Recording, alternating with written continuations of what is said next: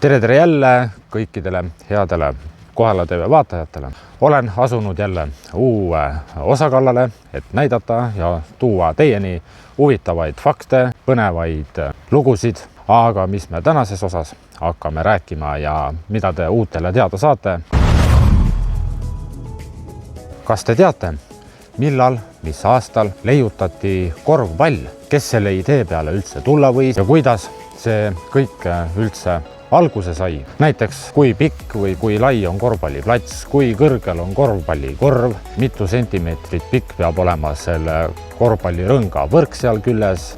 Korvpall on võistkondlik pallimäng, mida harilikult mängitakse saalis kahe võistkonna vahel. Mängu eesmärgiks on visata pall reeglitele vastavalt vastase korvi ning takistada vastasel viskamast palli enda korvi. Korvi langenud pallidelt arvestatakse võistkonnale punkte. Mängu lõpuks rohkem punkte kogunud võistkond võidab. Korvpalli leiutas 1891. aastal Springfields kohaliku ülikooli kehalise kasvatuse õpetaja James Naismith.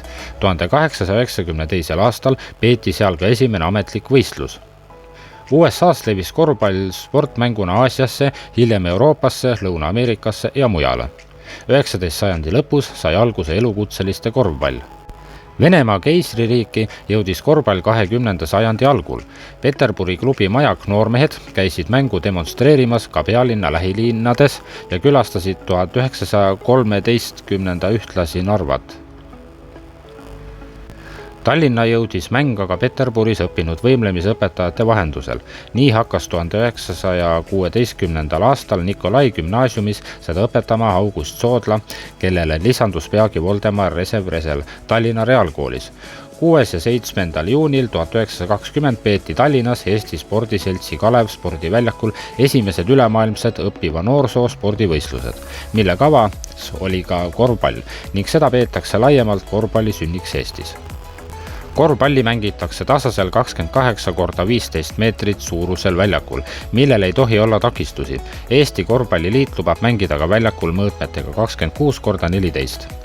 Väljak on märgistatud selgelt nähtavale 5 cm laiuste joontega. Väljaku mõlemas otsas on vertikaalne, alt servast mõõdetuna 290 meetrit. Kõrgusel asub korvilaud suurusega 1,5x1,8 meetrit. Laua küljes on 45 cm läbimõõduga korv, mis asub horisontaalselt korvilaua alumise serva keskel. Rõnga küljes on korvivõrk, mis ei tohi olla lühem kui 40 cm ja pikem kui 45 cm. Korvirõngas asub maast 3,5 meetri kõrgusel. Kerakujuline pall on valmistatud kummist ning kaetud naha, kummi või sünteetilise materjaliga. Palli ümbermõõt peab olema 74,9 kuni 78 cm ja pall peab kaaluma 567 kuni 650 grammi. Kui põrgatada täispuhutud palli 1,8 meetri kõrguselt puupõrandale, siis peab see tagasi põrkama 1,2 kuni 1,4 meetri kõrgusele. Kodumängu ajaks peab võistkond mänguks andma vähemalt ühe heas korras kasutatud palli, mida kumbki võistkond ei tohi soojenduse ajal kasutada. Palli disain otseselt reguleeritud ei ole. Mängu juhivad vanemkohtunik ja kohtunik, keda abistavad lauakohtunik ja sekretäride brigaad. Kohtunik ja vanemkohtunik peavad kandma vormi, milleks on pikad mustad püksid, hall särk ja mustad spordijalatsid. Kohtunik ja vanemkohtunik teevad mängu vältel koostööd. Nende kohustuste hulka kuulub palli mängupanek, mängu peatamine, kui pall on nii-öelda surnud, minutilise vaheaja korralduste andmine, viset sooritavate mängijatele ette nähtud kohast palli viskamine, vaikne sekundite lugemine reeglitest kinnipidamiseks, reeglite rikkumise või ebasportliku käitumise eest karistamine. Platsi pikkus 28 meetrit, laius 15 meetrit, rõnga kõrgus 3,05 meetrit ja vabaviskejoon 4,60 meetrit korvist. Keskringi läbimõõt 3,6 meetrit. Tagalaud 1,80 meetrit lai ja 1,05 meetrit kõrge. Korvirõnga läbimõõt 45 centimeetrit.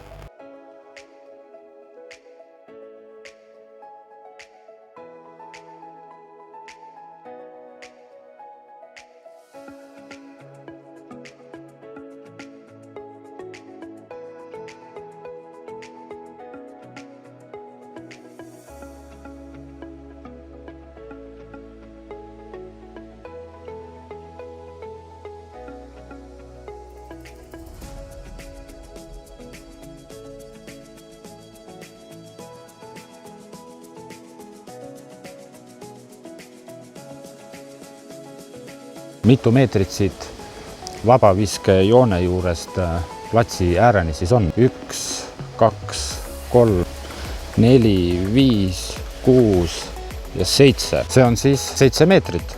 Nüüd lähme 3 punkti joone juurde. Vaatame, mitu meetrit on 3 punkti joone juurest. 1, 2, 3, 4, 5, 6, 7, 8, 9, 10 meetrit. Mina oma mõõtmis tulemusena sain siis 3 punkti joone juurest kuni korvini sain 10 meetrit.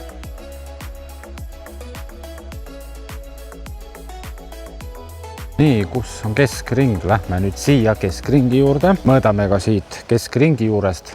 1, 2, 3, 4, 5, 6, 7, 8, 9, 10, 11, 12, 13, 14. Iseasi muidugi, kui õigesti ma mõõtsin. Mina sain keskringist kuni siia selle korvini, sain mina 14 meetrit. Nüüd vaatame, kui palju siit keskjoonest on korvini ja läheb 1, 2, 3, 4, 5, 6, 7, 8, 9, 10, 11, 12, 13, 14, 15, 16 meetrit vist või? Aga sealt keskjoonest siia ääreni korvini on 16 meetrit. Palju on mul täitsa kaasas, aga täna ma mängida ei viitsi. Igaks juhuks võtsin video jaoks kaasa. Te teate, korvpalle on ka hästi palju erinevaid. Siledad, mõned väiksemad, suuremad, eks ju. Igaüks valib omale enda maitse järgi, käe järgi, kuidas on mugavam visata, põrgatada ja hoida. Ühesõnaga, kossusõbrad, kuniks veel ilusaid, soojasid, suviseid, kuivasid ilmasid jätkub, siis kasutage ikka võimalus ära ja minge igal võimalikul hetkel, võtke korvpall ja minge mängige.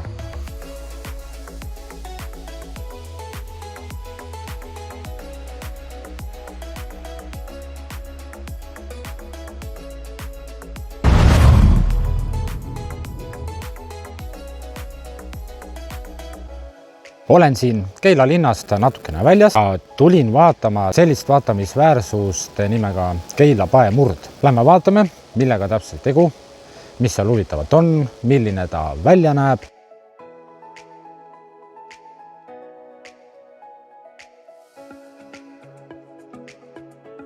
Just siin samas, kus see tee ära keerab paremale siia paemurru juurde, hakkas kohe silma tee ääres üks plakat, kus on kirjas Keila lademe tüüppaljand. Inimene on baasi juba vanadest aegadest kasutada osanud. Keila ümbruses võib leida hulgaliselt hooneid, mille ehitamisel on kasutatud just kohalikku paekivi. Nii on kohalikust kivist rajatud Keila kandi talude kõrvalhooneid, aga ka Keila väikelinnust ning näiteks on seda kasutatud jaama ümbrusse rajatud vabrikuhoonete rajamisel. Suuremad paemurruaugud jäid Keila keskusest kilomeetri kaugusele. Sealt murtud kivi viidi muuhulgas ka hobuse vankritel raudteejaama ning veeti Nõmmele uute elamute ehitamiseks tarbeks. Tänapäeval tunnevad Keila ladet torodviitsiumi uurijad kogu maailmas.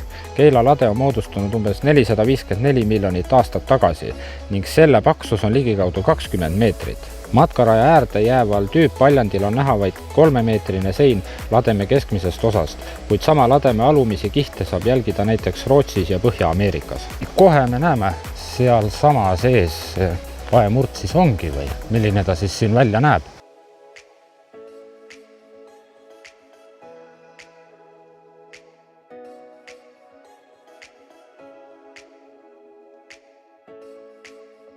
Ega eemalt ei olegi tähele panna selle pärast, et ta on ikka küllaltki võssa kasvanud siin kõik.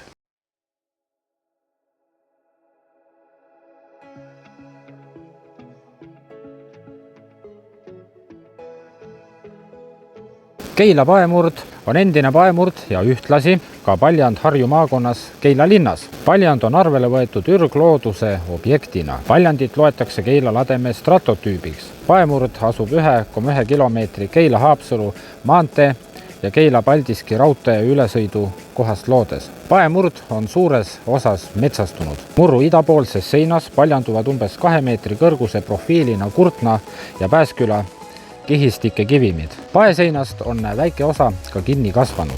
Ülemised 35 sentimeetrit moodustab hele kõva õhkeste mergli vahekihtidega lubjakivi. Sellele järgneb 85 cm samasugust, et muguljat lubjakivi. Alumise osa moodustab sinakasall, peene kihiline lubjakivi. Keila paemuru kivimeid on uurinud paljud geoloogid. Neist tähelepanuväärseimaks on Friedrich Schmidt, kes oma 1821. aasta töös eraldas ordoviitsiumi ladestus välja Keila kihid.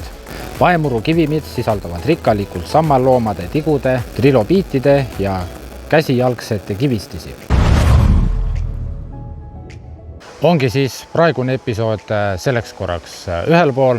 Nagu ikka, saatke huvitavaid artikleid, videoid, pilte, uudiseid või ükskõik mida, mis pakuks ka teistele huvi, nii et loomulikult tellige õnnitlus ja tervitusvideoid. Ka siin ei olegi muud, kui näeme järgmises episoodis.